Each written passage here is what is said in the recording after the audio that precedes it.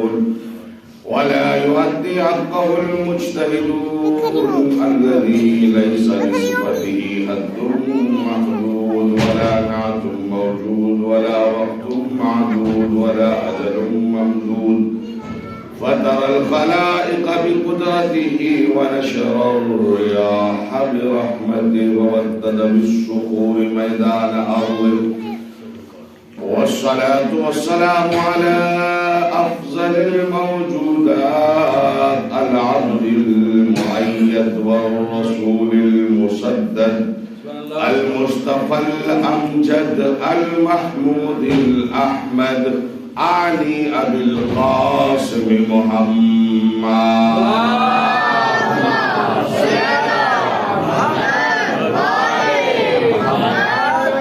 وعليه الطيبين الطاهرين المعصومين المظلومين الذي أذهب الله عنهم الرجس وطهرهم تطهيرا.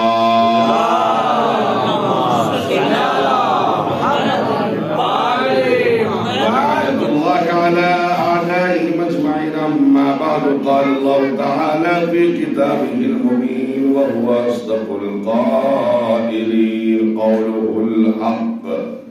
بسم الله الرحمن الرحيم. ما أفاء الله على رسوله منهم فما أوجفتم عليه من خيل ولا ركاب ولكن الله يسلط على من يشاء والله على كل شيء قدير. صلوات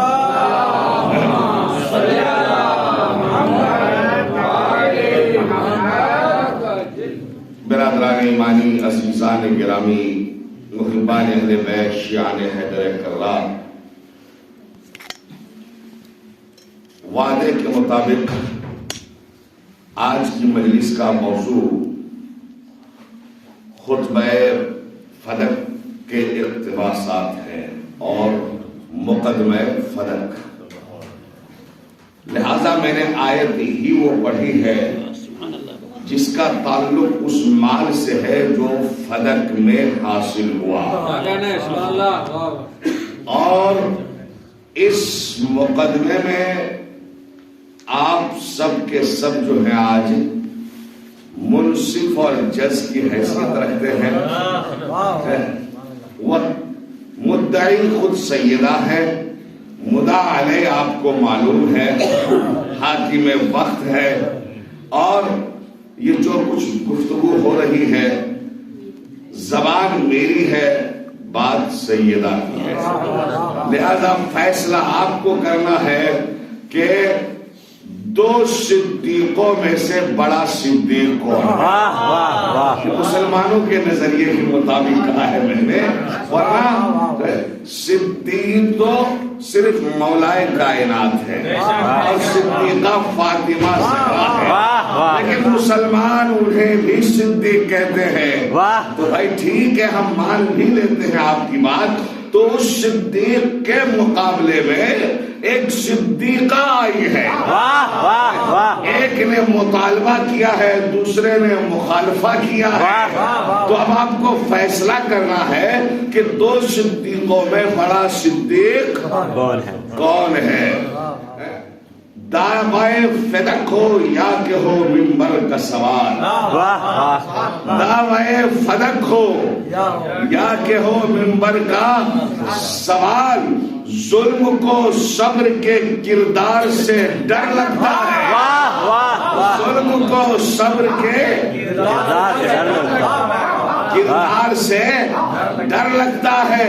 اور دربار یزید ہو یا کہ ہو دربار خلافت، دربار خلافت ہو یا کہ ہو دربار یزید، جو ہے غاصب اسے حقدار سے ڈرتا ہے.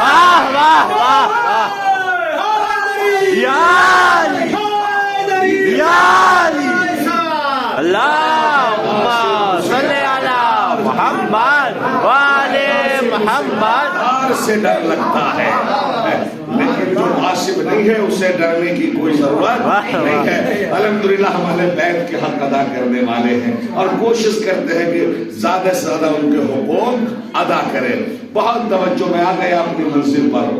اللہ سورہ حشر کی آیت نمبر 6 میں اور 7 میں ارشاد فرما رہا ہے، ما افاء اللہ علی رسولہ، وہ مال جو اللہ نے اپنے رسول کو عطا کیا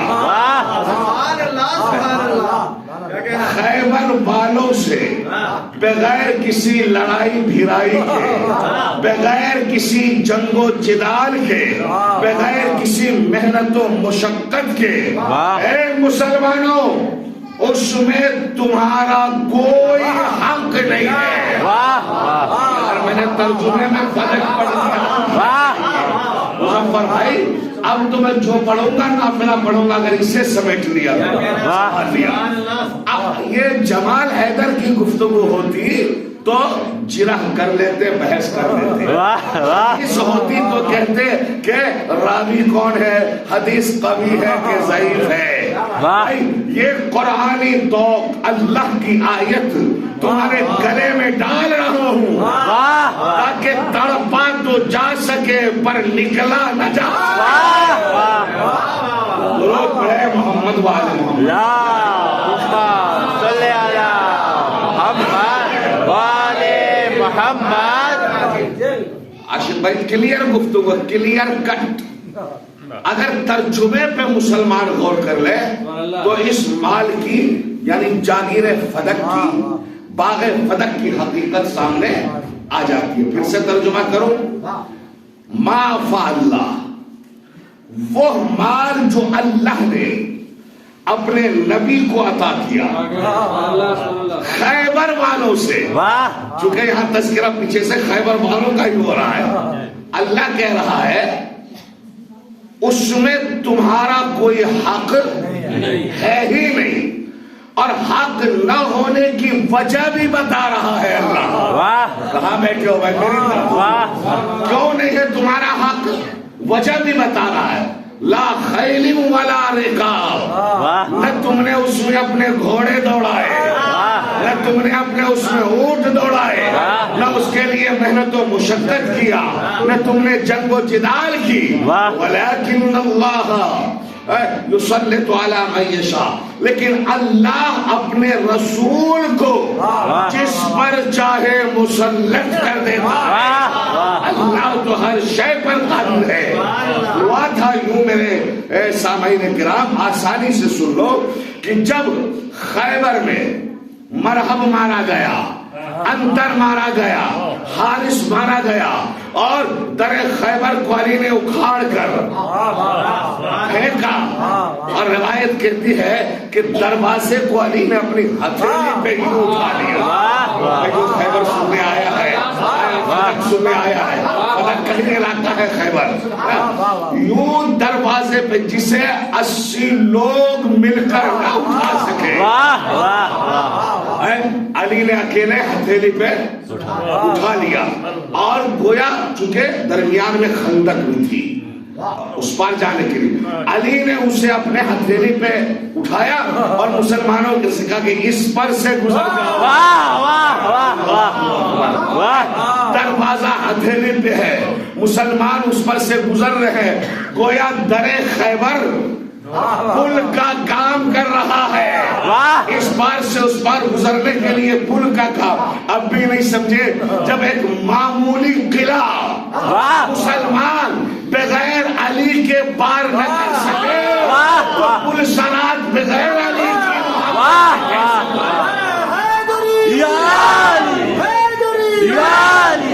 صلوات پڑھ دے اللہم صلی علی محمد وآل محمد۔ رہو سلامت رہو، بالکل حق ادا کر رہے ہو۔ تو چونکہ پورا قلعہ 7 قلعے تھے خیبر میں، ایک ایک کر کے سارے قلعے، حتیٰ کہ آخری قلعہ جسے قلعہ قموس کہا جاتا ہے اسے بھی علی نے فتح کر لیا۔ اب تو یہودیوں کی ساری طاقت ختم ہو گئی اور رہی صحیح قوت ختم ہو گئی۔ آج آپ جائیں گے نا, الحمدللہ ہمیں بھی جانے کا شرف ملا. آج ہے پرانی خیبر اور نیو خیبر. آج نیو خیبر اور پرانی خیبر یہ دونوں علاقے موجود ہیں. بہت ہی زرخیز علاقہ ہے. وہی اسی خیبر سے تھوڑے میٹر فاصلے پہ 30-40 کلومیٹر فاصلے پہ نیو خیبر. بہت ہی زرخیز علاقہ, بہت ہی سرسبز و شاداب علاقہ, جہاں ہریالی ہی ہریالی, جہاں اناج ہی اناج, جہاں فصل ہی فصل. یعنی وہاں کی زمین زمین نہیں تھی, پیداوار کے اعتبار سے کہیں سونا اگل رہی تھی. سمجھنا یہ آپ کا کام ہے. لوگ کہتے ہیں معمولی باغ فتح تھا. میں نے تو پڑھا ہے مختلف چشموں سے وہ باغ سیراب ہوتا. کتنے نخلستان تھے اس میں. اس کی سالانہ آمدنی 40,000 دینار اور 40,000 اشرفیہ تھی. بس یہ آپ کو اندازہ لگانا ہے خدا کی قسم. تو وہاں بھی کچھ یہودیوں کا ہی غلبہ تھا. خیبر یا اس کے آس پاس کے یہودیوں کا ہی وہ علاقہ تھا, وہاں وہ رہتے تھے. رسول نے یہاں تو چونکہ یہودی جنگ پہ آمادہ ہو گئے تھے, لہذا جنگ کی نوبت آئی. رسول نے کہا وہاں کے یہودیوں کے پاس جاؤ اور فدق کے یہودیوں کو اسلام سمجھاؤ. اگر وہ مان لے تو ٹھیک ہے, ورنہ دیکھو جو ہاں پلانی ہوگی وہ ہوگی. اگر جنگ چاہے تو پھر جنگ. علی جیسے ہی گئے, یہ بھی تو دیکھیے خدا کی قسم کس کے صدقے میں باغ ملا ہے. یہ بھی کس کے صدقے میں. علی جیسے گئے, جیسے فدق کے یہودیوں کو پتا چلا, آس پاس کے لوگوں کو کہ علی آئے ہیں اور اس کا مطالبہ یہ ہے کہ اسلم تسلیم, اسلام قبول کرو سلامتی میں رہ جاؤ, یا پھر چھیڑ چھاڑ کرنا اسلام کے خلاف ہے یہ بند کر دو, سازشیں بند کر دو. جیسے ہی علی گئے وہ سب کے سب, چونکہ معلوم تھا کہ جس نے مرحب کو نہ چھوڑا, اندر کو پچھاڑا, عمر ابن ود کو لتاڑا, بھلا اس کا مقابلہ ہم کر کیسے سکتے ہیں بغیر کسی لڑائی بھڑائی کے. اس نے کہا اے محمد کے وسیع, اے داماد پیغمبر, اے فاتح خیبر, ہمیں لڑنے کی طاقت نہیں ہے, ہم آپ کے خلاف سازش بھی نہیں کریں گے, لیکن ہم چاہتے ہیں چونکہ اب پورے عرب پہ آپ کا تسلط ہو گیا, لہذا آپ ہمارے مال کی بھی حفاظت کریں, ہمارے جان کی بھی حفاظت کریں. مال اور جان کی حفاظت کے سلے میں ہم اس کی پیداوار کا آدھا حصہ آپ کو دیں گے اور آدھے حصے سے اپنا پیٹ اور اپنے بچوں کی پرورش کریں گے. یہ انہوں نے خود اعتراف کر دیا. اب سمجھ گئے؟ تو بغیر لڑائی کے, بغیر محنت و مشقت کے, بغیر جنگ و جدال کے, دیکھا آپ نے یہ پورا علاقہ حاصل ہو گیا. جنگ خیبر فتح ہوئی ہے 7 ہجری میں, اور اسی کے چند دن کے بعد فدق کا علاقہ بھی بولتے ہو گے تو لطف آئے گا, پیغمبر کے قبضے میں آ گیا. اب مال کی 2 قسمیں ہیں, مال غنیمت اور مال فے. یہ میرے بچے یاد رکھیں. کون جنگ کے اعتبار سے کتنی قسمیں ہیں مال کی؟ 2, مال غنیمت اور مال فے. مال غنیمت وہ مال ہے جو لڑائی کے ذریعے حاصل ہو, جنگ و جدال اور قتال کے بعد, یعنی کفار اور مسلمانوں میں جنگ ہوئی اور اللہ نے فتح مسلمانوں کو عطا کی, سب کے سب چھوڑ کر بھاگ گئے. ہوتا یہی ہے, ہارنے والی قوم بھاگتی ہے, تو وہ تو صرف جان لے کر بھاگتی ہے نا, تلوار بھی چھوڑتی ہے, اسلحہ بھی چھوڑتی ہے, سامان بھی چھوڑتی ہے. تو اب اس کا ہوگا کیا؟ چونکہ یہ سب کے سب اللہ کے دشمن تھے. یہ بھی مسئلہ سمجھیے گا, کسی کی اس کا مطلب یہ نہیں کہ مال پہ قبضہ کر لیا. اللہ نے اسے وجود اس لیے دیا تھا تاکہ وہ خدا کی عبادت کرے، بغیر نہ یہ اللہ کی عبادت کر رہے ہیں نہ عبادت کرنے والوں میں شامل ہو رہے ہیں، لہذا اور جنگ بھی کر رہے ہیں، لہذا اللہ نے کہا اب جو میں نے اسے مال دیا اے پیغمبر آپ اسے اپنے قبضے میں، کیونکہ اس نے حق بندگی ادا نہیں کی ہے۔ تو وہ مال جو جنگ کے بعد کفار و مشرکین جس قوم سے بھی وہ بچ جائے ملے اسے کیا کہتے ہیں؟ مال بولو غنیمت۔ اور اس مال کو مجاہدین میں تقسیم کیا جائے گا۔ اگر 10 تلواریں ہیں تو دیکھا جائے گا مجاہدین کتنے ہیں، 15 اونٹ ہے مجاہدین کتنے ہیں، اگر کنیزیں ہیں غلام ہیں تو دیکھا جائے گا مجاہدوں کی تعداد کیا ہے۔ بہرحال تقسیم اس مال کو تقسیم کیا جائے گا، اور اللہ نے مصرف بھی بتا دیا کہ یہ جو مال غنیمت ہے اس کا مصارف کیا ہے، یہ کہاں تقسیم ہوگا، اس کے حقدار کون لوگ ہیں۔ بہت توجہ، وَاعْلَمُوا أَنَّمَا غَنِمْتُم مِّن شَيْءٍ فَأَنَّ لِلَّهِ خُمُسَهُ وَلِلرَّسُولِ وَلِذِي الْقُرْبَى وَالْيَتَامَى وَالْمَسَاكِينِ وَابْنِ السَّبِيلِ۔ مال غنیمت کے حقدار 5 ہیں، ایک اللہ ہے، دوسرا اس کا رسول ہے، تیسرا ذوی القربیٰ ہے، چوتھا مساکین ہے، پانچواں مسافر ہے ابن سبیل۔ اب اللہ کو تو مال کی ضرورت ہے نہیں، اللہ نے اپنا حصہ بھی رسول کو دے دیا، اب رسول کے پاس 2 گنا حاصل ہو گیا۔ اب رسول ان مالوں کو جیسے چاہے مجاہدین میں تقسیم کر دے۔ یہ 5 مصرف، ٹھیک ہے نا، ذوی القربیٰ، مساکین، مسافر اور اللہ اس کا رسول، ٹھیک ہے۔ اسی طرح تو یہ تو مال غنیمت کی بات ہے، لیکن مال فے ذہن میں رکھے گا اللہ کے رسول کو اختیار ہے، جسے چاہے عطا کرے اور جسے چاہے عطا نہ کرے، مگر قربان چاہیے۔ اللہ نے پہلے تو یہی کہا کہ یہ مال میرے نبی کا، اس مال کا تنہا مستحق میرا نبی ہے، مسلمانوں اس میں تمہارا کوئی حصہ نہیں ہے۔ جلدی جلدی بولی تاکہ میں خطبے کی طرف آؤں، کوئی حصہ نہیں ہے۔ پھر اگلی ہی آیت میں اللہ نے کہا وَمَا أَفَاءَ اللَّهُ عَلَىٰ رَسُولِهِ، اور وہ مال جو اللہ نے اپنے رسول کو بغیر جنگ کے عطا کیا تو اس کے مستحق بھی بتائے، فَلِلَّهِ وَلِلرَّسُولِ، وہاں بھی 5 بتائے، بعد میں 5 بتائے، چونکہ اللہ کے رسول نے خود کیا یہ، چونکہ آپ دنیا بٹورنے نہیں آئے تھے، زمانے کو یہ سمجھایا دیکھو حق تو میرا ہے، ہم بٹورنے نہیں، ہم لینے نہیں آئے ہیں، ہم دینے آئے ہیں، ہم بننے نہیں آئے ہیں، بنانے آئے ہیں۔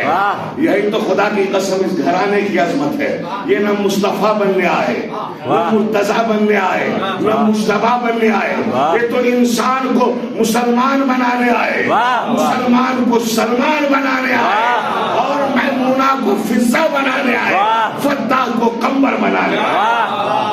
یہ بنانے ہی کے لیے آئے ہیں، یہ بنانے آئے ہیں۔ تو آپ نے یہ کیا، سال بھر کے اخراجات، بہت آسان کر کے سنا، آپ نے سال بھر کے اخراجات اپنے اہل و عیال کے لیے رکھ لیا، اور باقی مال کو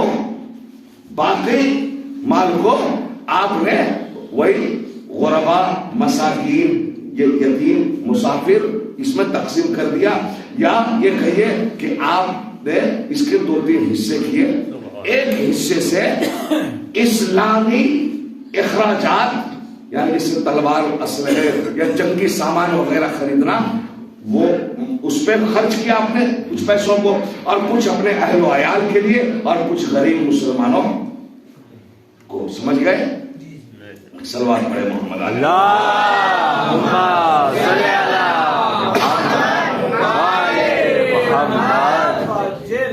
صرف 2 بندوں کو دیا پیغمبر نے، ان میں سے ایک ابو دجانہ کا نام آتا ہے اور ایک اور انصاری کا نام آتا ہے۔ مال فے امام شافعی بھی فرماتے ہیں، یہ ان کا قول ہے، یہ رسول کے قرابت داروں کا حق ہے، چاہے وہ غریب ہو یا مالدار ہو، ان کی غربت کی وجہ سے ان میں اس کا حق نہیں رکھا گیا، ان کے اکرام و احترام کی وجہ سے رکھا گیا۔ کیوں؟ اور میں بتا رہا ہوں، اور آپ یقیناً کریں گے کہ اس معاملے میں غاصب کون ہے؟ واہ واہ واہ، غاصب کون ہے؟ اللہ نے سادات پر صدقہ حرام کیا۔ اب ابو حنیفہ کہتے ہیں جب صدقہ حرام، زکات ان پہ حرام، تو سادات کی مدد کس مال سے کرو گے؟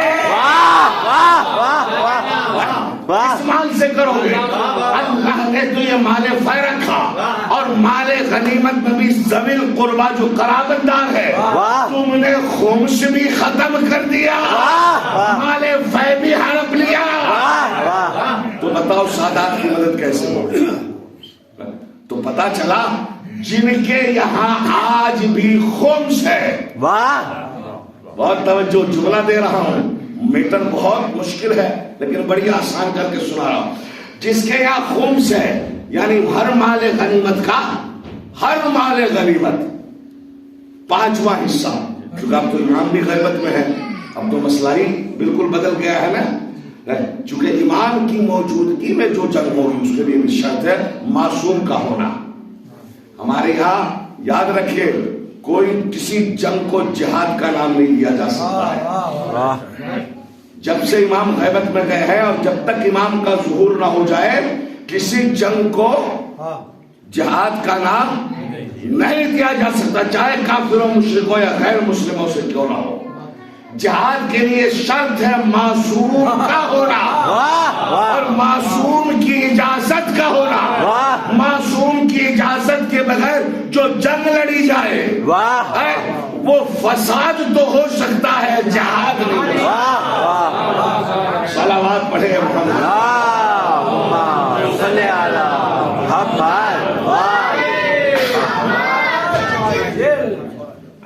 تو شرط ہے، تو مال غنیمت میں آج دیکھنا یہ ہے کہ خمس کس کے یہاں ہے، کیونکہ بھائی خمس کی مستحق دو میں بھی 2 حصے کیے گئے، سہم امام اور سہم سادات۔ تو آج خدا کی قسم آپ چلے جائیے سوائے فقہ جعفری کے کسی مذہب میں جتنے بھی مسلک ہے نا ان کے خمس نہیں ہے، تو گیا حق سادات غصب ہوا یا نہیں ہوا؟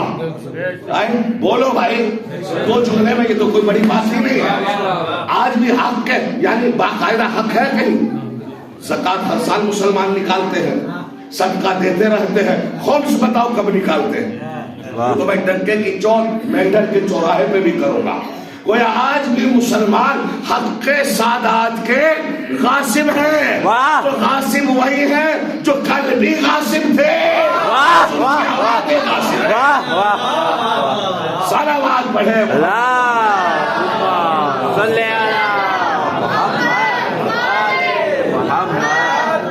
کل ان کے آباء و اجداد غاصب، آج اولاد، یہ حقیقت ہے، ورنہ ہمیں بتائیں سادات کی مدد تم کس مال سے کرو گے؟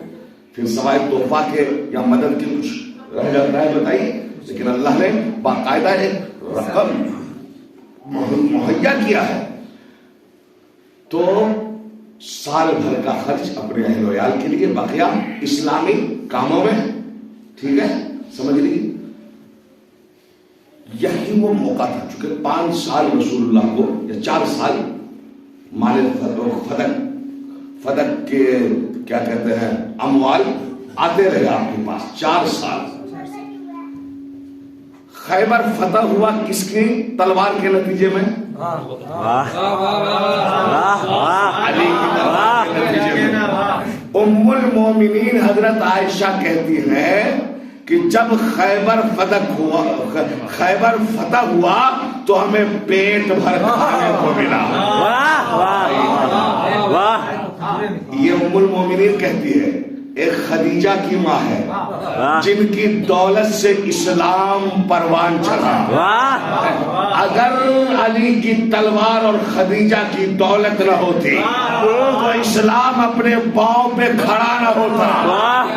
تو بھائی ماں 2 ہے، اب تو سمجھ گئے یہ بھی ماں ہے خدیجہ بھی ماں ہے، لیکن دونوں ماں میں فرق ہے، ایک کھا کے ماں بنی ایک کھلا کے ماں، جو کھا کے ماں بنے وہ اور ہے، جو کھلا کے ماں بنے وہ اور ہے۔ صلوات پڑھے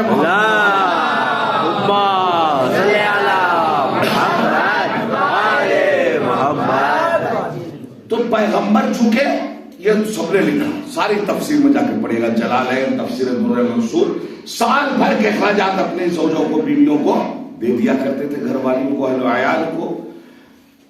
انہیں اسی دور میں اللہ کی طرف سے آیت نازل ہوئی۔ بہت توجہ، میں خطبے کی طرف آ رہا ہوں بھائی، میری طرف دیکھیے، سورہ اسراء میں ہے وہ آیت، بنی اسرائیل بھی کہتے ہیں فآت ذی القربى حقہ، اے میرے حبیب قربا کو اس کا حق دے دو۔ اور یہ میں شیعوں میں مجلس پڑھ رہا ہوں، قربا ہمیں بتانا پڑے گا کہ قربا کون ہے۔ بہت آسان جملہ ہے، عربی تھوڑی بھی جانتے ہیں نا سمجھ رہے ہیں۔ آت ذی القربى حقہ، قربا والوں کو، قربا کو، ایک اقرب ہے اس کی مؤنث ہے قربا، تو سب سے زیادہ قریب، سب سے زیادہ قریب ہو، اسے قربا کہتے ہیں۔ قربا کو اس کا حق دے دو۔ اور کیا مسلمان نہیں جانتے قربا کون ہے؟ اللہ نے سورہ شورى میں کہا قُلْ لَا أَسْأَلُكُمْ عَلَيْهِ أَجْرًا إِلَّا الْمَوَدَّةَ فِي الْقُرْبَى۔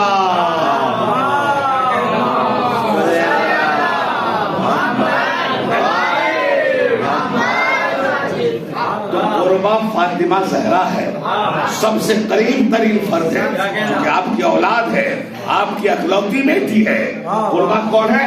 فاطمہ۔ جب یہ آیت نازل ہوئی، توجہ میں خطبے کی طرف آ رہا ہوں، اللہ کے نبی نے، وہ لاڈلا نبی جو وحی الہی کے بغیر کوئی کام نہیں کرتا، فدق کا کچھ حصہ فاطمہ زہرا کو عطا کر دیا۔ سمجھ گئے میرے سامعین؟ یہ آیت آئی اور لکھ کر کے دے دیا، تحریری طور پہ دے دیا۔ تو اب بھی میرے سامعین نہیں سمجھ رہے ہیں، فدق جو ہے بعد رسول، جب آپ نے فاطمہ کو لکھ دیا تو اب وہ فاطمہ کی ملکیت ہے، رسول کی وراثت نہیں ہے۔ میں سمجھا نہیں پا رہا ہوں شاید کیا بات۔ دیکھیے میرے پاس پراپرٹی ہے، 10 کنال کا یا بیگھے کا میں مالک ہوں، میں مر جاؤں وہ پراپرٹی میرے بچوں میں تقسیم ہوتی ہے، لیکن اگر میں زندگی میں ہی اپنی کسی اولاد کو اس کا کچھ حصہ دے دوں تو وہ وراثت میں نہیں چلے گی، وہ ملکیت ہے۔ اتنی آسان گفتگو تو سمجھ میں آ رہی ہے۔ ہوا یہ، اور دکھ تو اسی بات کا ہے کہ جو جاگیر فدق بی بی کی ملکیت تھی، حاکم نے اسے وراثت بنا دیا۔ اور آج حالت یہ ہے کہ شیعہ بھی وراثت پہ کھڑے ہیں، سنی بھی وراثت پہ کھڑے ہیں کہ نبی کا کوئی وارث ہوتا ہے کہ نہیں ہوتا ہے۔ بھائی تو وراثت کا مسئلہ ہی نہیں ہے۔ میں نے کہا تھا نا مقدمہ پڑھوں گا، مقدمہ پڑھ رہا ہوں، مقدمہ چرا وکیل کو کیسے سنتے ہیں آپ؟ تو مقدمہ تو یہی خارج ہو جانا چاہیے۔ اگر وراثت ہوتی تو بحث کرتے نحنو معاشر الانبیاء لا نرثو ولا نورثو ما ترکناہ صدقہ، کہ ہم نبیوں کا گروہ نہ کسی کو وارث بناتے ہیں نہ کسی کا وارث ہوتے ہیں، جو چھوڑے بولو بھائی صدقہ ہوتا ہے، یا تو وراثت کی بات ہی نہیں ہے۔ تو پہلا معاملہ تو ایک to the point note, note کیجئے اس پوائنٹ کو۔ اس مقدمے میں پہلی کمی یہ ہے کہ میراث کو، ملکیت کو میراث بنا دیا گیا، جو غلط ہے۔ ٹھیک ہے، اس کو ذہن میں رکھیے گا، ملکیت ہے میراث نہیں۔ اچھا، آپ کے کی ذرا محسوس ہونے کے لیے تفریح کے لیے بات کروں. اگر مان بھی لیں کہ رسول کا کوئی وارث نہیں ہوتا, جو چھوڑے وہ صدقہ ہوتا ہے, تو یہ کہنے والے نے کہہ تو دیا مگر اس پر عمل خود کہنے والے نے نہیں کیا. کہاں بیٹھے ہوئے ہیں بھائی؟ رسول جو چھوڑے صدقہ, آپ کی حدیث کے مطابق, میں نہیں کہہ رہا, آپ کی حدیث کے مطابق, آپ کے عقیدے کے مطابق رسول جو چھوڑے صدقہ. تو بتائیے قرآن چھوڑا؟ یار اب نہیں بولو گے تو بڑا دکھ ہوگا. رسول جو چھوڑے نا, وہاں تو بات صرف زمین کی ہے ہی نہیں یا باغ کی ہے, ماں ترک نہ ہو. جو چھوڑے, گھر چھوڑے صدقہ, گھر والی چھوڑے کیا کہنا. یہ سب رسول چھوڑ رہے ہیں کہ نہیں چھوڑ رہے ہیں؟ صحابہ چھوڑے صدقہ, ازواج چھوڑے صدقہ, اہل بیت چھوڑے صدقہ, حدیث چھوڑے صدقہ, قرآن چھوڑے. یہ سب صدقہ جو ہے, اور صدقہ جو ہے وہ حکومت کی ملکیت ہوتی ہے. یہ تو سب صدقہ ہی بنا دیا انہوں نے. بتائیے کیا کہیں گے آپ؟ اس کو کیسے نیشنلائز کریں گے؟ اس قانون کو آپ کیسے رائج کریں گے؟ آپ تو کہتے ہیں جو چھوڑے صدقہ, تو رسول نے گھر چھوڑا یا نہیں چھوڑا؟ بھائی ایک طرف سے حجرے پیغمبر بنے ہوئے تھے یا نہیں بنے ہوئے تھے؟ کہاں بیٹھے ہوئے ہو؟ اگر سننا ہو تو ٹھیک سے سنو ورنہ میں ایک طرف سے پیغمبر کے مسجد نبوی کے اندر حجرے بنے ہوئے تھے. آپ کہہ رہا رسول جو چھوڑے صدقہ, تو حجرہ چھوڑا, حجرہ صدقہ, حجرے میں زوجہ چھوڑے. اللہ توہین پیغمبر آپ کرتے ہیں, الزام ہمارے اوپر لگاتے ہیں. اچھا, اس کو ایک طرف تو مانا, اور مانا صرف سیدہ کے لیے.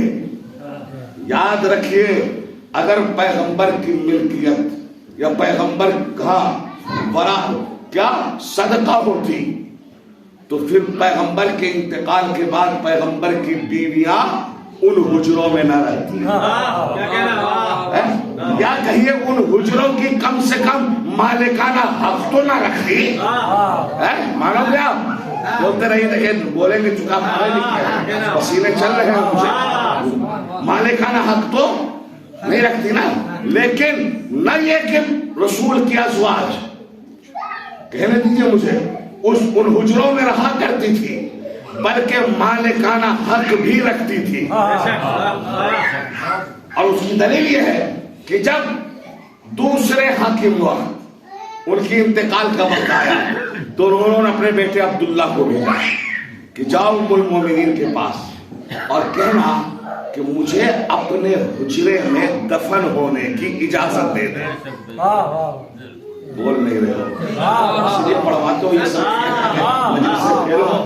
صلوات پڑھو محمد آل محمد.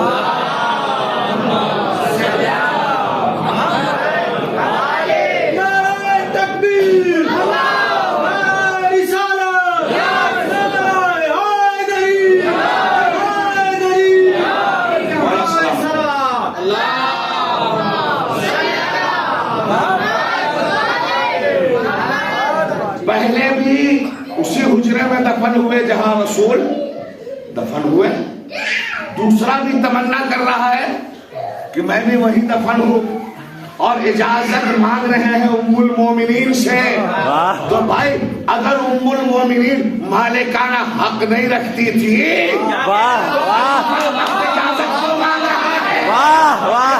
دلیل ہے کہ مالک تھی تو یہی ام المومنین نے دے دی اجازت کہ میں نے تو اپنے لیے رکھی تھی, لیکن اللہ نے ان کے نصیب میں رکھی. یہ اجازت دینا دلیل ہے کہ پیغمبر کی وارث بنی, تبھی تو مالکانہ حق رکھے. صلوات پڑھ دے.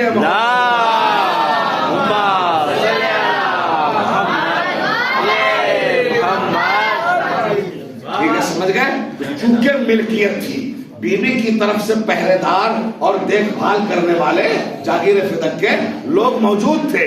ہوا یہ کہ ادھر وفات پیغمبر کے بعد جب حاکم وقت نے اس پہ اپنا قبضہ کر لیا اور آپ کے ان مالوں کو نوکر چاکروں کو بھگا دیا اور وہ سب واپس آئے کہ اس پہ تو ان کے بندوں نے قبضہ کر لیا اور ہمیں وہاں سے ہٹا دیا.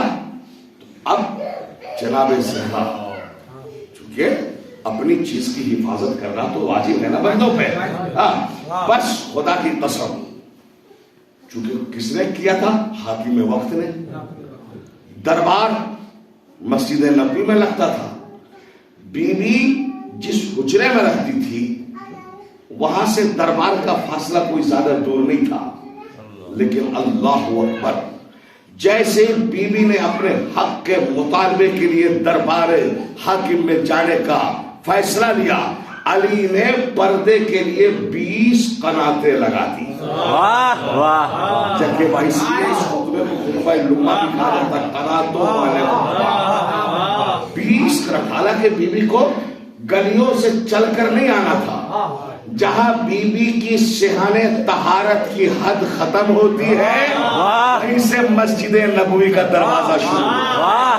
لیکن علی نے پردے کا اہتمام کیا، 20 قناتیں لگائی. اور آپ دیکھیں، آپ جو خطبہ فدق ہم سے سننے کا مطالبہ کیا ہے اس میں بیوی نے بالکل آخر میں جا کے فدق سے متعلق چند گفتگو کی. واہ. ورنہ خطبہ فدق میں گفتگو ہی کچھ اور ہے. جی چار آئے تو سنا دوں.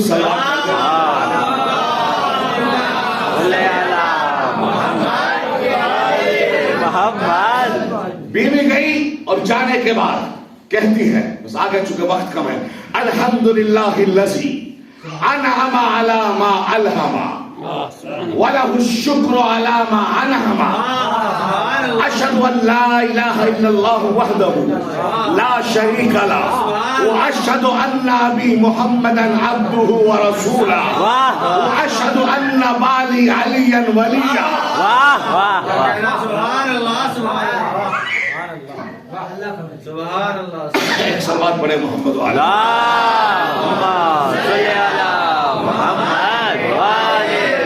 اجتباه قبل ان يبعثه واصطفاه قبل ان سماه اذ الخلائق بالغيوب مكنونة وبستر الاهابيل مسونة وبدون الاهانة مقرونة وقد كان فيكم كتاب الله ما تقرؤون كتاب الله اموره ظاهرة احکامہ واضحۃ اعلامہ باہرۃ افحکم الجاہلیۃ یبغون ومن احسن من اللہ حکما لقوم یوقنون سیعلم الذین ظلموا ای منقلب ینقلبون. صلوات پڑھ دیں. اللہم صل علی محمد وآل محمد.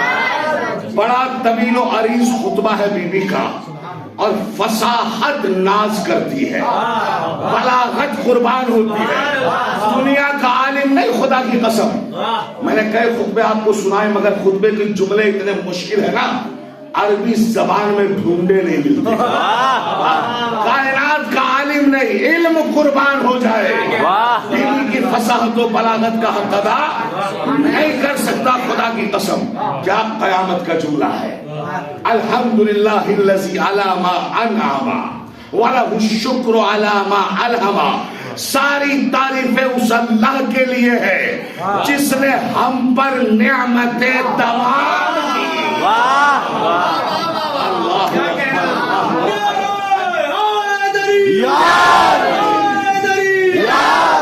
اليوم اکملت لکم دینکم واتممت علیکم نعمتی. کون شیعہ نہیں جانتا؟ سب شیعہ جانتے ہیں نا. بیوی نے پہلے ہی جملے میں کہا کہ نعمتیں آنا اور ہے، نعمتوں کا تمام ہونا اور ہے. آدم سے عیسیٰ تک نعمتیں آتی رہی، نذیر میں آ کے نعمتیں تمام ہو گئی. وَلَهُ الشُّكْرُ عَلَى مَا أَلْهَمَا، اور شکر ہے اس معبود حقیقی کے لیے کہ اس نے ہم پر الہام کیا۔ دیکھو بھائی ڈاکٹر صاحب، ایک ہے وحی، ایک ہے الہام۔ وحی ہوتی ہے جبریل کے ذریعے، الہام ہوتا ہے ڈائریکٹ خدا کے ذریعے۔ جو بات اللہ آپ کے دماغ میں ڈال دے اسے الہام کہتے ہیں۔ بی بی فرماتی ہے یہ ہمارے گھرانے کا شرف ہے کہ وہی بھی ہم پر ہوتی ہے، الہام بھی۔ اور اس کے بعد دیکھیے کیا گواہی دی ہے بی بی نے، خدا کی قسم۔ میں آپ کو صرف اقتباسات سنا رہا ہوں، بہت طویل خطبہ، کہیں کہیں سے اقتباسات، چنندہ جملے، ورنہ سنانے کے لیے بہت لمبا وقت چاہیے۔ پہلے بی بی نے تعریف ادا کرنے کے بعد اللہ کی وحدانیت کی گواہی دی۔ اگر لطف لینا ہے تو میرے جملے پر دھیان دینا۔ جب الحمدللہ کہہ دیا تو کیا اس میں اللہ کی تعریف نہیں ہوئی؟ ہوئی نا۔ حضور پھر بی بی کیوں کہہ رہی اشہد ان لا الہ الا اللہ؟ میں گواہی دیتی ہوں کہ اللہ کے سوا کوئی معبود نہیں ہے۔ یہ بی بی توحید کی بھی گواہی دے رہی ہے، رسالت کی بھی گواہی دے رہی ہے، کمال تو یہ ہے کہ ولایت کی بھی گواہی دے رہی ہے۔ اس کے سامنے دے رہی ہے جو خلیفۃ المسلمین بنا بیٹھا ہے۔ بھائی یا تو یہ کہیے کہ بی بی نے جو کلام کیا وہ عبث کلام کیا، اور معصوم کبھی عبث کلام کر نہیں سکتے، تو ماننا پڑے گا بی بی جس کے سامنے اللہ کی الوہیت کا ذکر کر رہی ہے، جس کے سامنے نبی کی رسالت کا ذکر کر رہی ہے، جس کے سامنے اپنے شوہر کی ولایت کا ذکر کر، وہ توحید بھی بھلا بیٹھے تھے، رسالت بھی بھلا بیٹھے تھے۔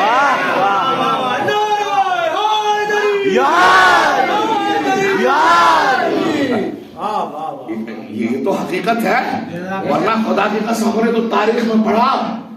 بھئی یہ کون سا طریقہ ہے مجھے بتائیے کہ آپ کے کسی رہبر کا انتقال ہو جائے، آپ کے کسی مولوی کا، چلو میں تو مولوی کہہ رہا ہوں، مولوی کا انتقال ہو جائے اور آپ تلوار لے کے کھڑے ہو جائیں، خبردار جو کہے گا جمال حیدر مر گیا میں اسی کو مار دوں گا۔ واہ، یہ طریقہ ہے یا آپ حقیقت حال معلوم کریں گے؟ اچھا آپ کا جی گوارا کرے گا کہ میں مر جاؤں؟ آپ میرے سے مجلس پڑھوا رہے ہیں اور خبر بھی آئے تو آپ کہے سنو مولوی مر گیا، اور مرنا تو ہے ہی، جو اس کی پوجا کرتا تھا وہ سمجھ لے کہ وہ ختم ہے، جو اللہ کی پوجا کرتا تھا وہ سمجھ لے اللہ باقی ہے۔ اس طرح کی باتیں کفر پہلے معنی ہے بھائی، بولیے یہ ہے، میں کھل کر نہیں کہنا چاہتا۔ اگر کچھ نہ بھی ہو تو سیدہ عالمیہ کا توحید و رسالت کی گواہی دینا اس بات کی دلیل ہے کہ جو ہمارے حقوق پر قبضہ کر لے اسے نہ توحید کام آتی ہے نہ رسالت۔ صلوات پڑھے محمد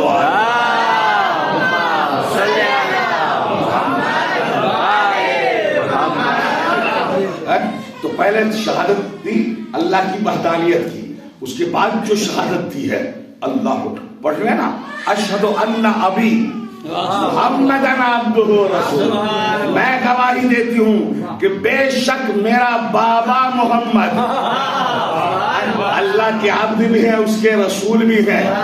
بی بی یہ آپ اپنا بابا کیوں کہہ رہی ہے؟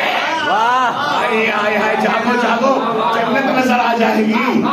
آپ ڈائریکٹ بھی تو کہہ سکتی تھا اشہد ان محمدن عبدہ رسول، میں گواہی دیتی ہوں محمد اللہ کے رسول ہے، اس کی عبد ہے، مگر کرے اشہد ان ابی، ابی بے شک میرا بابا۔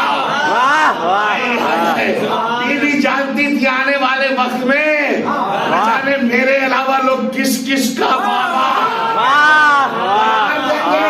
قیامت تک کے لیے پہلے ہی خطبے میں زبان بند کر دی ہے مولوی خو کے، یاد رکھنا کہ محمد سوائے فاطمہ کے کسی کا بابا نہیں ہے۔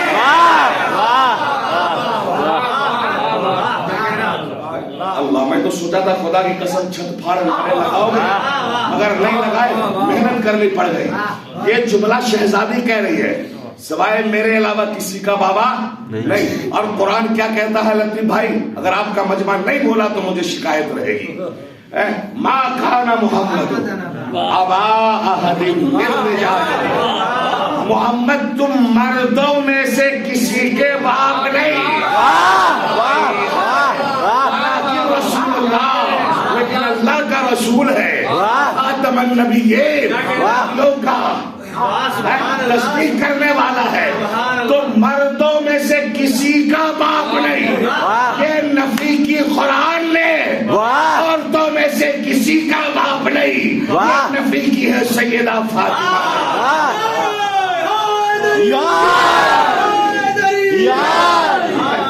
تو قرآن نے مردوں کے باپ ہونے کا انکار کیا، نفی کی. سیدہ نے عورتوں کے، کسی عورتوں کے سوائے اپنے باپ ہونے کی نفی کی. تو اب اگر کوئی سیدہ کے علاوہ محمد کو کسی اور خاتون کا باپ مانے تو وہ قرآن کا بھی منکر ہے، سیدہ کا.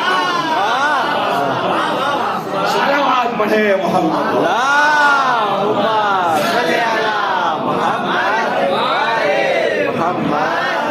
اور اب تو میرا جی چاہتا ہے کہ میں قربان ہو جاؤں اور یہ ممبر سے اڑ جاؤں.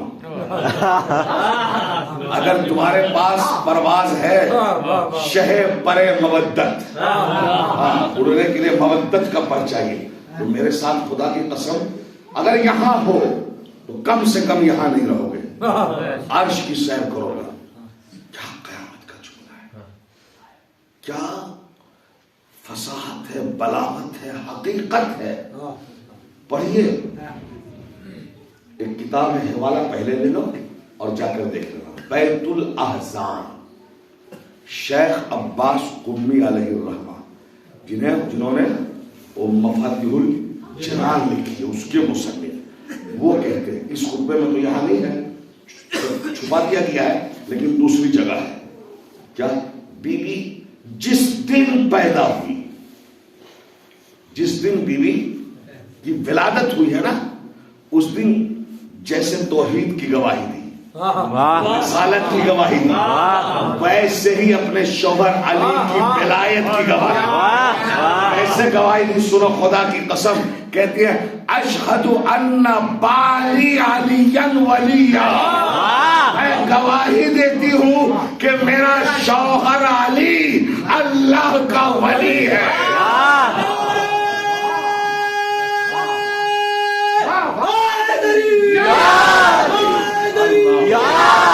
اللہ جیتے رہو، سلامت رہو، حق ادا کر دیا تم نے.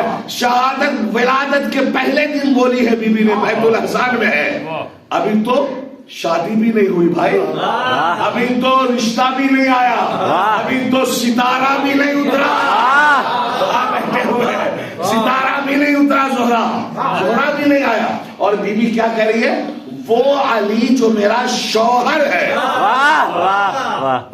وہ علی جو میرا، علی اشدان علی علی جن ولیہ، وہ علی جو میرا شوہر ہے، اللہ کا ولی. اور ہم جیسے دو دو ٹکے کے بندے، اگر ہماری بیٹیاں شادی سے پہلے کہہ دے کہ میرا شوہر ہے، ہونے والا شوہر تو کہتے ہیں، لیکن کہہ دے کہ شوہر ہے تو ہم اسے اپنے لیے توحید سمجھتے ہیں، بہتر نہیں سمجھتے، ناک کٹ جاتی ہے.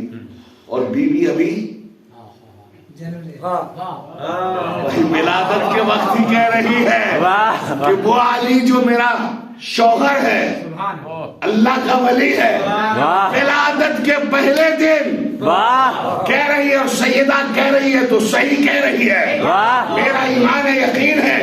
کیا عظمت سیدہ کا انکار کر کے کافر ہو جا، ورنہ ماننا پڑے گا. اگر پہلے ہی دن بطول نے کہا ہے کہ علی میرا شوہر ہے تو ماننا پڑے گا نکاح پہلے ہو چکا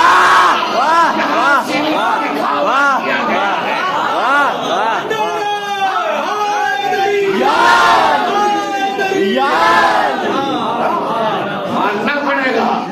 یہ رشتے وہی طے ہو گئے تھے، شادی وہی ہو گئی تھی، اور میرے پاس تو دلیل موجود ہے خدا کی قسم. آدم کو جب اللہ نے خلق کیا, یہ اس وقت کی بات ہے, یہ نکاح اسی وقت ہو گیا تھا. کیا سمجھتے ہو یہ رشتے وہیں طے ہو گئے تھے؟ یہاں تو دکھاوا کیا گیا ہے. مشتاق بھائی سننا, دلیل لو, اس بات کی دلیل ہے, بے پر کی میں اڑاتا نہیں. جو ہمارے پاس مبدت کے پڑھے, آدم کو جب اللہ نے خلق کیا نا, تو آدم نے جو سر اٹھایا تو کیا دیکھا؟ ایک حسین و جمیل, ایسا حسین. آدم نے سوچا یہ میری صورت پہ ہے. آدم کہتے پروردگار یہ ہے کون جو میری صورت پر ہے؟ اللہ نے کہا آدم توبہ کر اور سر جھکا, یہ تیری صورت پہ نہیں ہے, تو اس کی صورت ہے. کیا منظر دیکھا خدا کی قسم ہے. دیکھا کہ سر پہ تاج ہے, گلے میں ہار ہے, کانوں میں 2 خوبصورت بالیاں ہیں. پروردگار بتا تو دے کون ہے.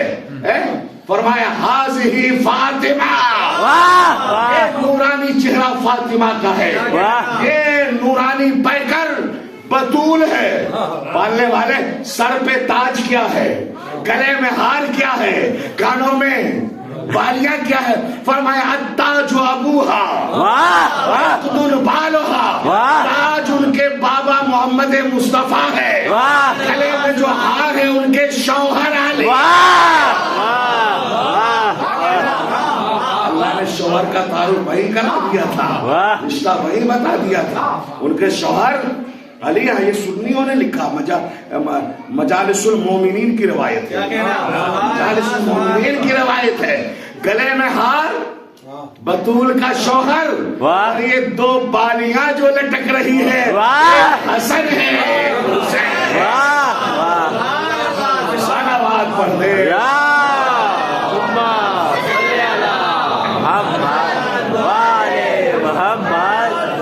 خدا کی قسم کل جملہ رہ گیا تھا, آج موقع پہ آ گیا تو کہہ دے رہا ہوں. کائنات کی واحد شادی ہے, واحد شادی یہ ہے جس کے نکاح کا خطبہ 10 مقامات پہ پڑھا گیا. 10 مقامات پر 7 آسمان پہ پڑھا گیا. کہیں جبریل نے خطبہ پڑھا, کہیں میکائیل نے, کہیں اسرافیل نے, کہیں دردائیل نے, کہیں سلسائیل نے, کہیں منصور نے. 8واں خطبہ سدرۃ المنتہا پہ پڑھا گیا. 9واں فرش پہ مصطفیٰ نے پڑھا, 10واں عرش پہ اللہ نے پڑھا. صلوات پڑھتے ہیں.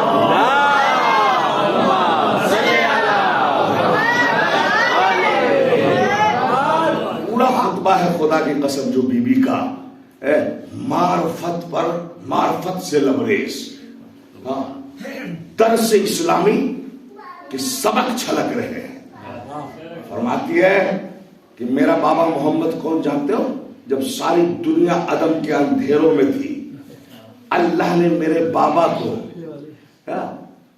جبلت خلق نہیں ہوا اور میرے بابا کو چن لیا. انہیں مبعوث کرنے سے پہلے مصطفیٰ کر لیا. اللہ اکبر. سمجھنا خدا کی قسم, مبعوث کرنے سے پہلے مصطفیٰ کر لیا. سمجھ سکو تو سمجھنا, دے رہا ہوں اہل سمجھ کے. معصوم فرماتے ہیں اللہ تھا ہم سے پہلے مگر ہم رہے ہیں ساتھ ساتھ. جملہ دیکھو بھائی, اللہ تھا ہم سے پہلے مگر ہم رہے ہیں ساتھ ساتھ. سلمان نے پوچھ لیا مولا جب کوئی شے تھی نہیں تو آپ تھے کہاں؟ یہ بتا دیجئے. نہ زمین ہے, نہ آسمان ہے, نہ فلک ہے, نہ سدرۃ المنتہا ہے, نہ جنت الماوا ہے, نہ قاب قوسین او ادنیٰ ہے. کوئی شے ہے نہیں تو تھے کہاں؟ فرمایا کنا موجودین فی غامض علم اللہ, ہم اللہ کے علم کے گہرائیوں میں رہتے تھے.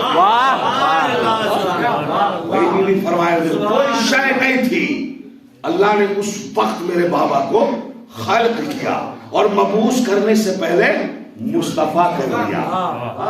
फिर बीबी आगे तौहीद के बाद बीबी ने फुरूए दीन भी बताई है कि जानते हो अल्लाह ने नमाज क्यों वाजिब की? इसलिए कि ताकि तुम्हारे अंदर इखलास पैदा हो। रोजा इसलिए वाजिब किया ताकि तुम्हारे अंदर अल्लाह का खौफ पैदा हो, तुम्हारे अंदर तकवा पैदा हो। ज़कात इसलिए अल्लाह ने वाजिब की ताकि तुम्हारे अंदर हमदर्दी पैदा हो। हज अल्लाह ने इसलिए फर्ज की ताकि तुम्हारे अंदर खुदा के दीदार का शौक पैदा हो। ये सारे फुरवात बताने के बाद खुदा की कसम, मैं बीच से चुके इक्तिबास पढ़ रहा हूं, कहती है यब्न कुहाफा,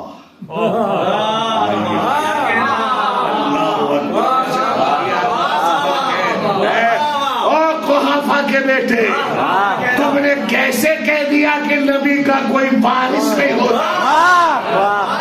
और आयतों पर आयतें पढ़ती चली गई। खुदा की कसम, क्या तुमने कुरान में सूरह मरियम नहीं पढ़ा जब ज़करिया ने कहा इन्नी खिफ्तुल मवालिया मिन वराई व कानत इमराती आखिरन फहब ली मिन लदुनका वलिया यरिसुनी व यरिसु मिन आलि याकूब।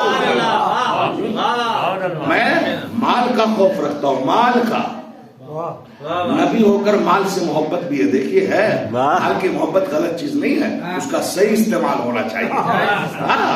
वरना अगर बात नबूवत की होती ना, अगर नबूवत का वारिस मिलता तो नबूवत ऐसी शय है नहीं कि मांगने से मिले, है मांगने से नबूवत माशाअल्लाह मिलती नहीं। तो यहाँ वारिस जो मांगा है वो इसीलिए मांगा है कि मेरे माल पे कोई गैर कब्जा न करे, मेरा भी वारिस हो, आले याकूब का भी या वारिस हो। तुम्हें सूरह नमल नहीं पढ़ा? वह वारिस सुलेमान दाऊद, दाऊद को अल्लाह ने खलीफा बनाया, लेकिन दाऊद भी चाह रहे थे कि मेरे बाद मेरी खिलाफत का वारिस कौन होगा। अल्लाह ने सलमान को सुलेमान को भेज दिया। बता ओ कुरान को काफी कहने वाले, वहां फिट होता है, हर वक्त फिट हो ना हो, आज फिट हो रहा है। वो कुरान को काफी कहने वाले, कुरान तो कहता है नबियों के वारिस भी होते हैं, वर्षा भी होता है, और तुम कह रहे हो वारिस नहीं होता। ये तुमने कहां से कह दिया? मैं कुरान पेश कर रही हूँ, तुम हदीस बनाकर पेश कर रहे हो। बना करके मैंने कहा है, बना करके बहुत वक्त मैंने तुम्हारा बचाया है, हदीस नहीं, हदीस बनाकर। हदीस तो बात को कहते हैं, कोई भी बना ले भाई, लेकिन जो रसूल की बात हो वो काबिल कबूल है। मैं कुरान पेश कर रही हूँ और तुम हदीस बनाकर पेश कर रहे हो। अरे कल तक तुम कुरान को काफी कह रहे थे, अगर ये मसला तुम्हारे लिए कुरान में है तो बता, वरना कुरान को काफी क्यों कहा? कल तुम जब नबी हदीस लिख के देना चाहते थे तो कह रहे थे कुरान काफी है, और आज कुरान पेश नहीं कर रहे। कुरान के मुकाबले में तुम क्या ला रहे हो? कुरान तो मैं पेश कर रही हूँ, क्योंकि कुरान नातिक मैं हूँ, कुरान नातिक मेरे आगोश से जन्म लेते हैं। तो मैं कुरान पेश कर रही हूँ और तुम हदीस बनाकर पेश कर रहे हो। तुम्हारे कौलो फेल से पता चलता है न तुम कल कुरान को मानते थे, आज हदीस को न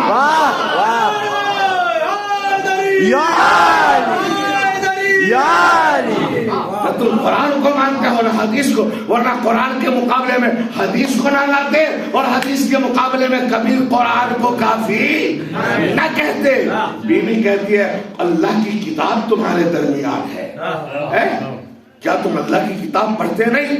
उसमें अल्लाह की नूरी हुज्जतों का बयान है, उसमें अल्लाह के रोशन अहकाम है, उसके रोशन तालीमात है, बरगुज़ीदा नबी के पैगामात है। हाय हाय, तुमने उस कुरान को पसे पुश्त डाल दिया। क्या तुम जाहिलियत के फैसले करना चाहते हो? तुम जाहिलियत के फैसले करना चाहते हो? उससे बड़ा जालिम कौन होगा जो कुरान को छोड़कर जहालत की तरफ जाए। अल्लाह अकबर। बीवी ने जो कुछ का जागना मेरी तरफ, थकना नहीं। कहती है कुरान तो पढ़, قرآن کافی ہے نا؟ تو قرآن پڑھ. اس قرآن میں ہم اہل بیت کے بارے میں ایسی ایسی فضیلتیں ہیں جن کی تفسیر کی ضرورت نہیں. کہاں بیٹھے ہو شبیر بھائی؟ تمہارا مجمع جس کی تفسیر کی ضرورت نہیں. بی بی کہتے ہیں قرآن پڑھتے کیوں نہیں؟ دیکھ اس قرآن میں انما یرید اللہ، ہماری تطہیر کا ترانہ ہے. ارے کون ہے جو ہماری آنکھوں میں آنکھیں ڈال کر دعوی طہارت کر سکے؟ انما ولیکم اللہ، ہماری ولایت کا فسانہ ہے.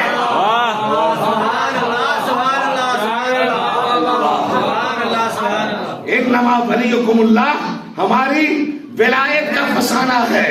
لا تدخلوا بیوت النبی الا یؤذن لکم، یہ ہمارے گھروں کی عظمت و وسعت کا منہ بولتا ثبوت ہے. فی بیوت اذن اللہ، ہماری چوکھٹ کی دلیل ہے. اب من ہوا قانت آناء اللیل والنہار، ہمارے شوہر علی کا قصیدہ ہے. مرج البحرین یلتقیان، میری شادی کا صحرا ہے. یخرج منہما اللؤلؤ والمرجان، میرے بچوں کی ولادت پر مبارک بادی سند ہے. ان الذین آمنوا وعملوا الصالحات اولئک هم خیر البریہ، ہمارے شیعوں کی نجات پر اللہ کی طرف سے مہر تصدیق ثبت ہے. کائنات میں یہ خیر البریہ اللہ کی بہترین مخلوق، اس کی نجات پکی ہے. اور کیوں نہ ہو طفیل بھائی شیعوں کی نجات پکی، جس مالکن کو مانتے ہیں، جن کا قصیدہ پڑھتے ہیں، اس کا نام ہی ہے فاطمہ، اور فاطمہ کے معنی ہی ہے چھڑانے والی. فاطمہ کے معنی بچانے والی، فاطمہ کے معنی آگ سے الگ کرنے والی. یار کسی کا ماں باپ کا نام کمال رکھ دے، اس میں کمال پایا جاتا ہو یا نہ پایا جاتا، رکھنے کو رکھ دیا. نظام رکھ دیا، نظام پایا جاتا ہو نہ پایا جاتا. جمال رکھ دے، جمال ہونا وہ اسم با مسمى ہونا چاہیے. قاعدہ یعنی جیسا نام ویسا کام ہونا چاہیے. کائنات میں ہر ایک کا نام اس کی ذات کے لیے ہے. فاطمہ کا نام کائنات کی نجات کے لیے.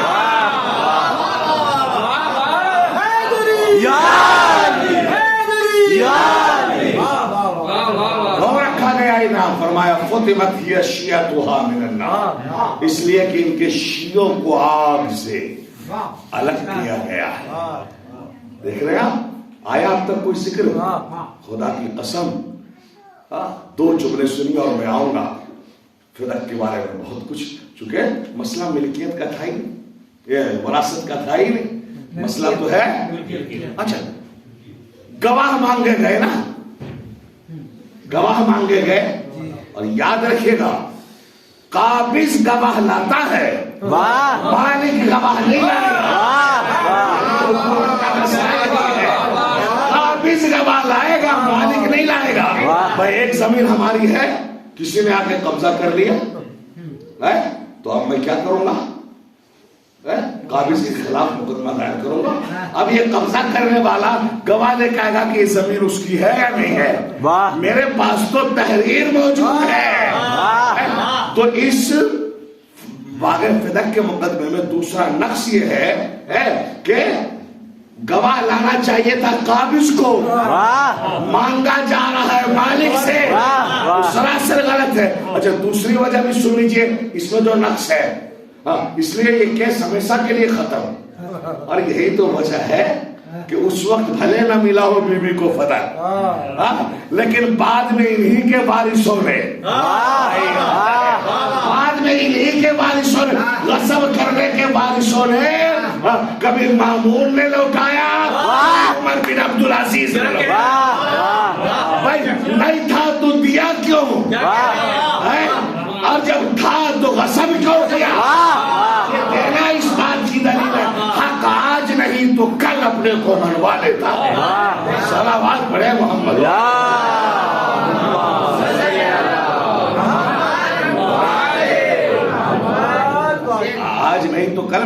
لیتا. اور دوسری کمی کیا ہے اس مقدمے میں جس کی وجہ سے یہ مقدمہ کمزور ہو جائے گا؟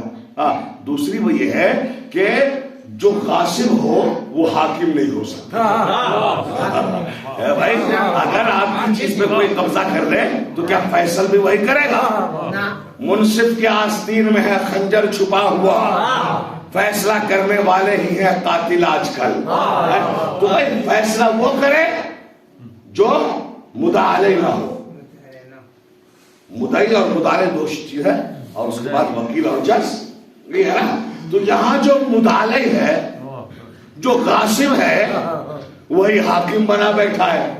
یہ سراسر اصول کے خلاف ہے.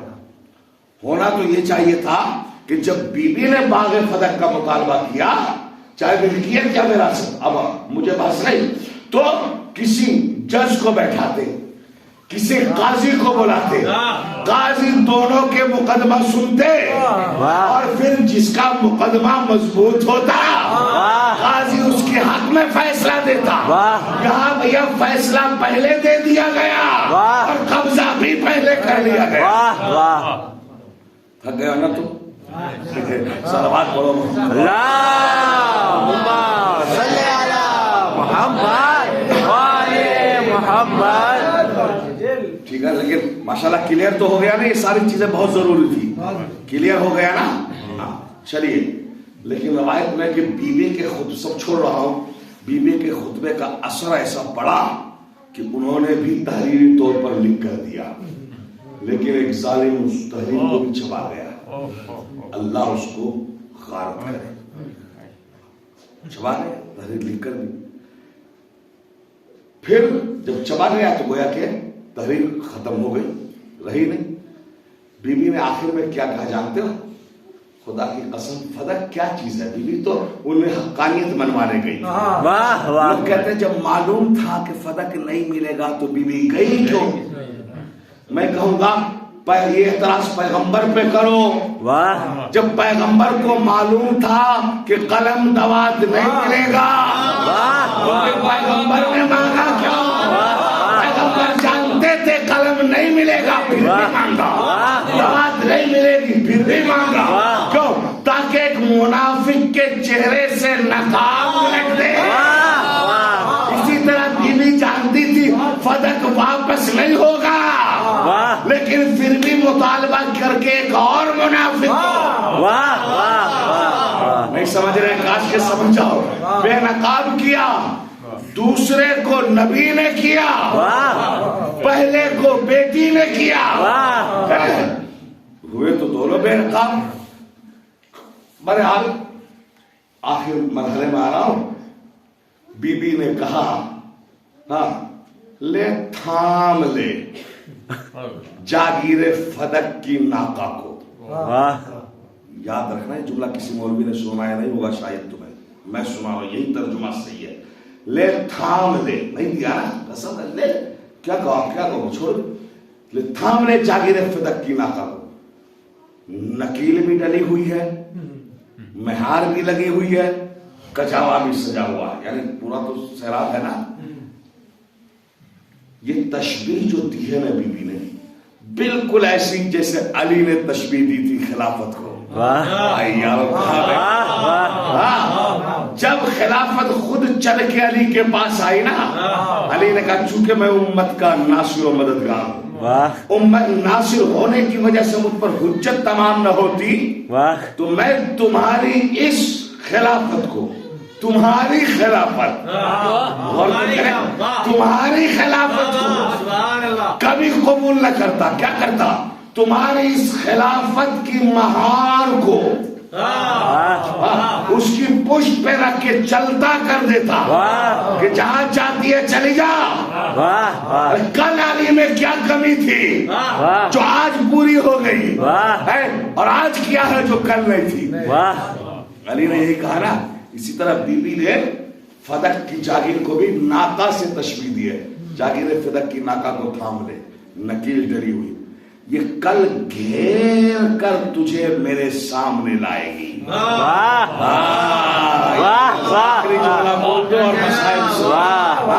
تھام لے، لیکن بھول نہ جانا کل گھیر کر تجھے میرے سامنے لائے گی میدان حشر میں، جب مقدمہ چلے گا مدعی میں ہوں گی، لیکن میرا بابا مصطفیٰ فیصلہ کرنے والا حکم الحاکم، اس وقت جواب دے گا سیعلم الذین ظلموا ای منقلب ینقلبون، اس وقت ظالم کو پتا چلے گا کہ وہ کس کی طرف لوٹائے گا، کس کی طرف لوٹائے گا، اس وقت پتا چلے گا۔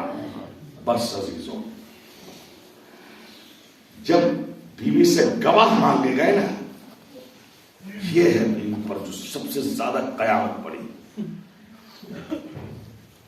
بیوی سے جو گواہ مانگے گئے تو اسی بات نے بیوی کا سر سفید کر دیا، جو مباہلے میں توحید کا گواہ بن کر گئی، رسالت کا گواہ بن کر گئی، قرآن کا گواہ بن کر گئی، اس بیوی سے گواہ مانگا جا رہا ہے۔ سر کے بات سمجھ، یعنی بیوی کی صداقت پر انگلی اٹھائی گئی، بیوی کو جھٹلایا گیا، گویا کہ اس بات نے بطول کا سر سفید کر دیا، گواہ ہے تیری صداقت کے۔ اللہ اکبر، اتنا غمگین ہوئی زہرا۔ روایت کہتی ہے دربار میں جانے سے پہلے بیوی کا ایک بال بھی سفید نہیں تھا، لیکن جب دربار سے واپس آئی ہے تو ایک بال بھی کالا نہیں تھا۔ اللہ اکبر۔ زینب کہتی ہے اماں، فدق کے لوٹنے کا اتنا ملال ہے کہ بال سفید کر بیٹھی۔ بطول کہتی ہے زینب فدق کے لیے نہیں رو رہی، اے زینب رو تو اس لیے رہی ہوں، آج مجھے دربار میں جھٹلایا گیا، میری صداقت کا اعتبار نہ کیا گیا۔ اے زینب کل تجھے شرابی کے دربار میں تجھے جھٹلایا جائے گا۔ زینب حوصلہ رکھنا عزادارو، یہی وجہ ہے کہ اسی بطول نے شام کے دربار میں جب زینب خطبہ دے رہی تھی، اپنے پہلو سے ہاتھ اٹھا کر زینب کو گلے لگا کر کہتی، زینب مجھے سچا نہیں مانا گیا، میرا سر سفید ہو گیا۔ زینب یہ تیرا ہی کلیجہ ہے، تجھے جھٹلایا جا رہا ہے اور تو خاموش تماشا بن کر دیکھ رہی ہے۔ اجرکم اللہ، بھائی کا کٹا ہوا سر سامنے ہے، بیٹوں کا کٹے ہوئے سر سامنے ہے، لیکن زینب ڈٹ کے کھڑی ہے۔ عزادارو، یہ سیدہ کا دیا ہوا حوصلہ، رونے کے لیے آئے ہو نا؟ زہرا کتنی مظلومہ ہے، سنو گے یہ روایت؟ رو سکو تو رو لینا۔ میدان محشر میں جہاں اولین اور آخرین کا اجتماع ہوگا، ساری خدائی جمع ہوگی، آدم سے عیسیٰ تک اور قیامت تک آنے والے سب نفسی نفسی کے عالم میں ہوں گے۔ اچانک غیب کے پردے سے آواز آئی، یا اہل محشر یغضوا ابصارکم، اے محشر والوں آنکھیں بند کر لو، اس لیے کہ بطول آ رہی ہے۔ عزادارو، ساری خدائی پردہ کرے گی سوائے میرے رسول کے۔ اللہ پوچھے گا میرے لاڈلے حبیب، آپ نے اعلان نہیں سنا؟ ہاں پروردگار، اعلان سنا ہے، پھر آپ نے پردہ کیوں نہیں کیا؟ نبی کہیں گے پروردگار آنے والی بیٹی ہے میری۔ کئی باپ بیٹی میں پردہ ہوتا ہے، آواز قدرت آئی ہے میرے حبیب آج وہ آپ کی بیٹی بن کر نہیں آ رہی، خون حسین کا مدعیہ بن کر آ رہی ہے۔ اللہ اکبر حبیب، اور جس انداز سے بطول آ رہی ہے آپ مصطفیٰ ہو کر بھی برداشت نہیں کر سکتے۔ جانتے ہو عزادارو، سیدہ بطول یہ مظلومہ کیسے محشر کے میدان میں آئے گی؟ سید سجاد کہتے ہیں میری دادی زہرا، میری دادی زہرا میدان محشر میں ایک دائیں ہاتھ میں علی کا کٹا ہوا بھاما، حسن کا زہرا آلود پیرا ہاتھ، اکبر کے بابا کا پھٹا ہوا مردہ، انگلی پکڑے ایک 4 سال کی بچی سکینہ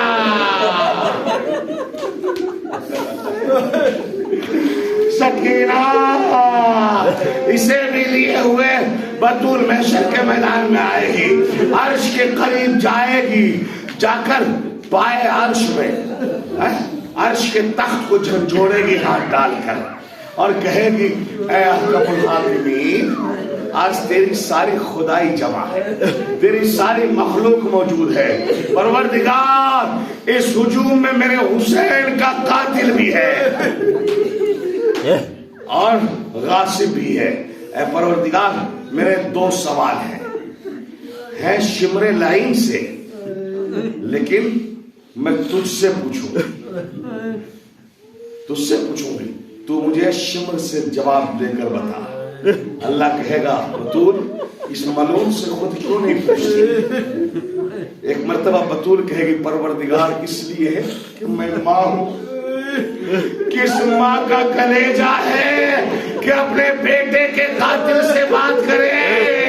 ارے وہ تو زینب کا جگر تھا، کبھی حسین کے قاتل سے بولی، کبھی عباس کے قاتل سے، کبھی اون و محمد کے قاتل سے۔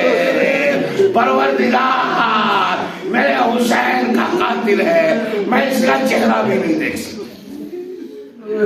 اللہ ہو عزاداروں، آواز قدرت آگئی، ٹھیک ہے بطول کر سوال، مگر دونوں سوال اکٹھے نہ کرنا، وقفے سے کرنا ورنہ میرا عرش گر پڑے گا۔ اللہ اکبر۔ پہلا سوال کرنے کے لیے بطول آگے بڑھے گی، بس سادہ مسائل نہیں، رو سکو تو رو لینا، آگے بڑھے گی، سکینہ کو آگے کر کے کہے گی پروردگار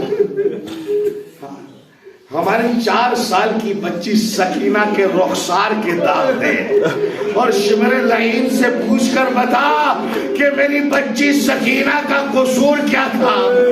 ظالم کا جب جی چاہا کبھی بازاروں میں مارا، کبھی درباروں میں مارا، کبھی تازیانہ، کبھی تماچے، ایسا لگے گا عرش گر پڑا، اللہ عرش کو رکنے کا حکم دے گا، بطول جلدی سے دوسرا سوال کر ورنہ میرا عرش گر پڑے گا۔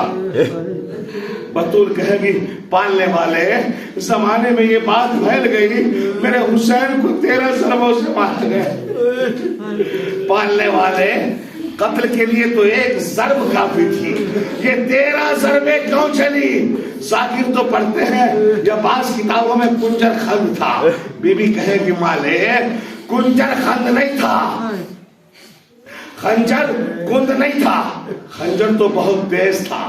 معبود یہ 13 ضربیں چلی میں بتا رہی ہوں، یہ جب جب حسین کے گلے پہ خنجر رکھتا، میں وہاں تھی نا، میں کربلا میں موجود تھی، میں آگے بڑھ کے اپنی کلائی رکھ دیتی، اے شیب میرے بیٹے نے کیا بگاڑا؟ پروردگار 1 ضرب میں گلا نہ کٹا، چونکہ میری ہتھیلی پہ پہلے خنجر چلا، 13 ضربیں اس لیے پہلے ہتھیلی کٹی پھر حسین کا گلا کٹا۔ پروردگار یہ میں چادر ہٹا رہی ہوں، میری کلائی دے، یہ میرے بیٹے کا بھی قاتل ہے، رسول کی بیٹی کا بھی قاتل ہے۔ پروردگار انصاف انصاف۔